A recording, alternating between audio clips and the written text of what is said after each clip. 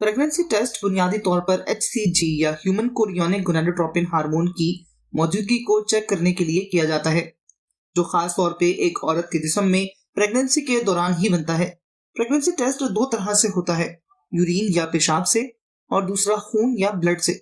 पेशाब के जरिए ये टेस्ट घर पर ही किया जा सकता है क्योंकि ये आसान भी है और हर कोई कर सकता है।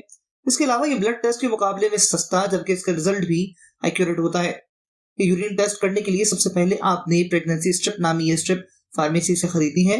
इसके बाद घर में ही यूरिन या पेशाब को किसी कंटेनर में कलेक्ट करना है और फिर इसके बाद टेस्ट स्ट्रिप को यूरिन में लाइन वाली साइड से डिप करना है। टेस्ट स्ट्रिप में दो लाइनें मौजूद होती हैं, एक कंट्रोल लाइन जबकि दूसरी टेस्ट लाइन होती है। टेस्ट स्ट्रिप पे एक लाइन का मतलब है कि प्रेगनेंसी नहीं है, दो लाइंस का मतलब है कि प्रेगनेंसी है, जबकि अगर कोई लाइन नहीं आ रही तो उसका मतलब है कि आपने सही से ये टेस्ट परफॉर्म नहीं किया। मजीद मालूमाती वीडियोस के लिए सब्सक्राइब करें।